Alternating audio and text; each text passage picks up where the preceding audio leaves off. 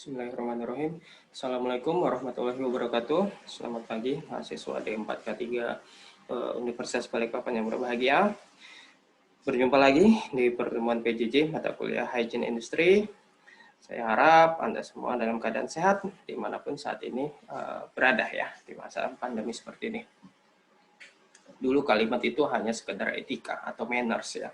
Tapi melihat kondisi saat ini, harapan ini menjadi benar-benar tulus agar kita semua sehat dan selamat gitu ya. Nah, setelah pertemuan lalu saya berbicara tentang faktor psikologis. Hari ini kita akan berbicara tentang gangguan kesehatan dan daya kerja.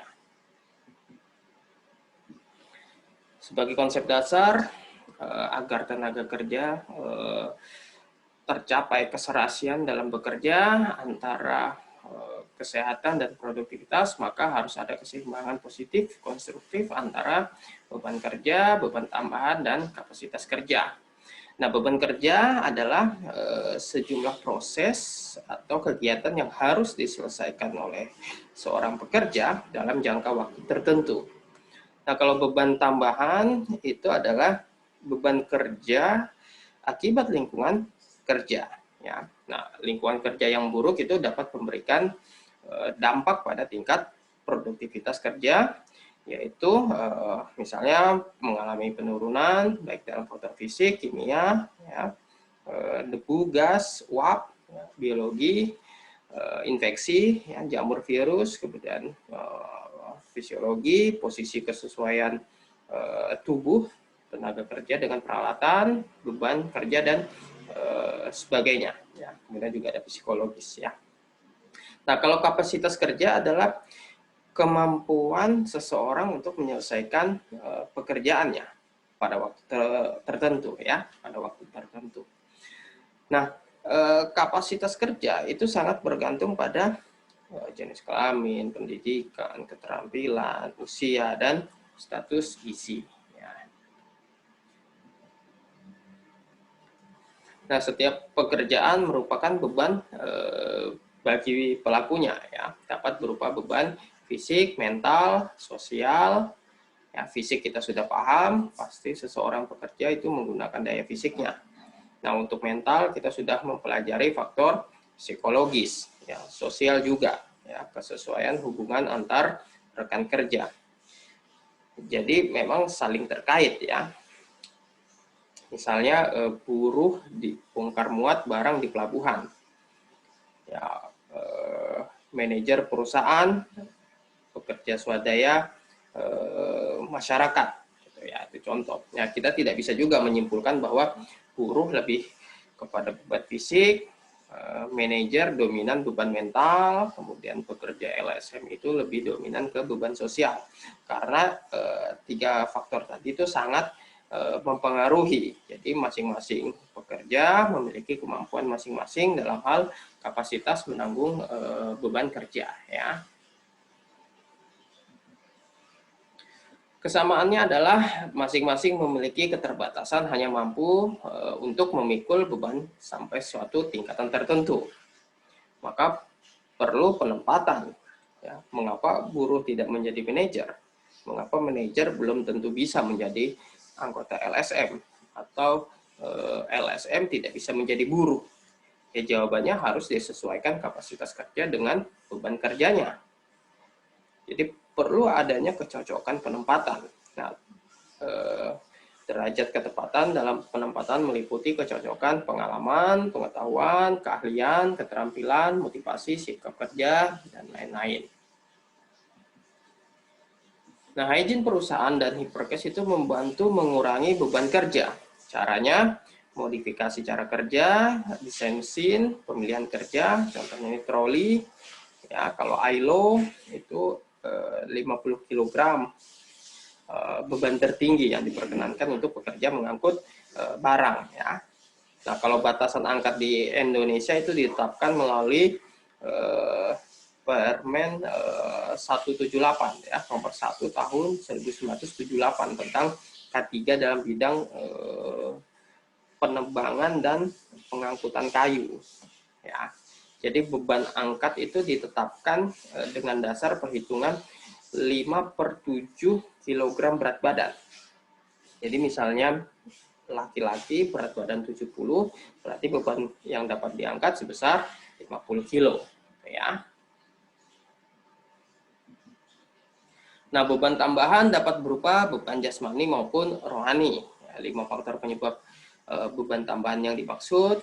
Faktor fisik meliputi keadaan fisik, bangunan gedung, volume udara per kapita, luas lantai kerja atau penerangan, suhu udara, kelembapan udara, tekanan udara, aliran udara, kebisingan, vibrasi, radiasi gelombang elektromagnetik. 2 faktor kimia, ya semua zat organis dan anorganis berbentuk gas, uap, debu, kabut, fium, asap, awan, cairan atau zat padat. Faktor biologi meliputi semua makhluk hidup, golongan hewan atau tumbuhan bersel tunggal sampai bersel majemuk. Ya, jadi tidak hanya yang kita tahu faktor sel tunggal saja, tapi juga golongan hewan. Ya, apalagi kalau di perusahaan onshore gitu ya, perminyakan, di site, di pertambangan itu banyak hewan-hewan besar, anjing gitu ya, monyet itu yang bertaring yang juga menjadi faktor bahaya. Kemudian faktor fisiologis, ergonomi ya, interaksi faal kerja manusia dengan lingkungannya, ini konstruksi mesin, postur kerja, cara kerja sesuai antropometri dan fisiologis manusia. Kemudian faktor mental dan psikologis yaitu reaksi mental kejiwaan terhadap suasana kerja, hubungan kerja, struktur organisasi kerja, dan prosedur kerja. Ya. Nah, saya berikan contoh. Misalnya penerangan buram ya, atau silau. Gitu ya. Nah, kekurangan cahaya itu tidak baik, kelebihan juga tidak baik. Ya, karena akan membuat kelelahan mata dalam bekerja. Nah, untuk mengetahui berapa sih penerangan yang optimal, yang pas gitu ya, supaya tidak terlalu terang, juga tidak terlalu buram gitu ya. Anda bisa lihat di Permen 764 ya, di Permenaker nomor 7 tahun 1964. Itu tentang syarat-syarat kesehatan, kebersihan serta penerangan dalam tempat kerja. Yang terbaru itu Anda bisa merujuk ke Permenkes ya, jadi bukan Permenaker, jadi Permenkes nomor 70 tahun 2016 itu ada tentang standar dan persyaratan kesehatan lingkar industri. Di sana disebutkan berapa NABO, radiasi, iklim kerja, bising, ya, getaran dan lain-lain, tidak hanya penerangan. Nah, ini anatomi otot-otot mata. Ya, jadi otot mata kita itu yang menggerakkan bola mata, ya terutama otot-otot rectus nih. Nah, otot ini juga yang menggerakkan lensa mata. Nah, lensa mata itu dia bertugas mengakomodasi mata sehingga kita bisa melihat secara optimal, terutama melihat benda kecil dalam jarak yang dekat. Nah, untuk orang-orang yang mengalami kelelahan mata yang berkepanjangan, itu akan menyebabkan gangguan pada otot mata ini. Ya. Nah, misalnya ya gangguan melihat jarak jauh karena terlalu sering membaca dekat. Gitu. Nah, untuk yang sudah ada gangguan otot lensa, maka mau tidak mau harus dibantu kacamata untuk melihat lebih jelas. Ya. Nah, apa yang bisa dilakukan? Salah satu cara adalah dengan rekayasa, misalnya musik di tempat kerja, penerangan, dekorasi warna dan motif. Karena komposisi warna yang salah atau yang tidak serasi itu dapat mengganggu pemandangan sehingga akan menimbulkan rasa kelelahan mata. Ya. Kemudian pengendalian bahan berbahaya dan suhu ruang nyaman. Terkait rekayasa nanti banyak dibahas di semester 3 di mata kuliah ergonomi. Kapasitas kerja. Kapasitas kerja adalah kemampuan seseorang untuk menyelesaikan pekerjaannya pada waktu tertentu. Kemampuan kerja berbeda tergantung motivasi, pengalaman, pendidikan, keahlian, keterampilan, kesesuaian terhadap kesehatan, gizi, jenis kelamin, usia, antropometri, reaksi kejiwaan, kesegaran jasmani dan rohani, keadaan gizi, jenis kelamin, usia organ, dan sistem tubuh, ukuran tubuh. Nah, pencegahan gangguan kesehatan dan daya kerja itu tergantung perusahaan, pimpinan, kemudian manajemen perusahaan, pekerja itu, serikat pekerja yang mempunyai kemauan yang kuat kokoh untuk mencegahnya. Pencegahan utama dimulai dari kepemimpinan atau manajerial.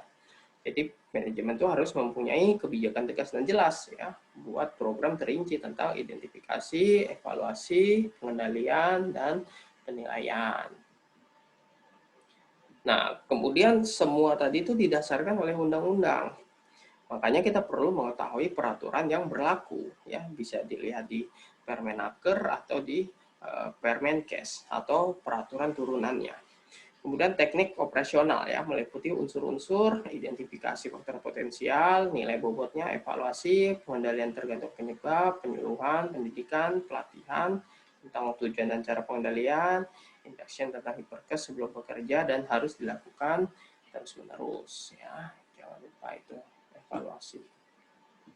Pemeriksaan kesehatan tenaga kerja, pengukuran dan evaluasi tingkat paparan, ya, exposure, monitoring biologis, konseling psikotes, jangan lupakan faktor psikologi, evaluasi dan koreksi alat kerja, proses produksi, kondisi ergonomi dan lingkungan. Kemudian pembagian pemeriksaan kesehatan, ada yang pre, kemudian ada yang tahunan, kemudian ada yang pasca, ya artinya udah mau pensiun, ya mau berhenti, kemudian yang spesial atau pemeriksaan khusus.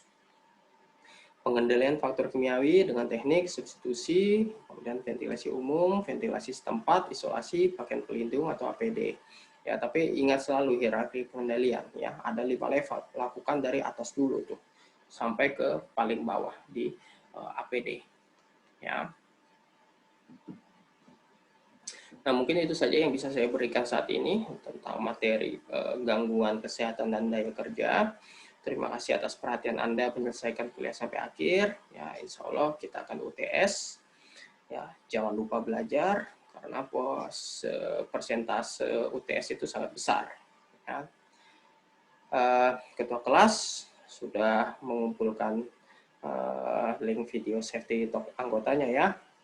Nanti semua memberikan feedback di komentar video temannya. Ya. Baiklah, akhir kata, wabillahi taufiq wal hidayah. Wassalamualaikum warahmatullahi wabarakatuh.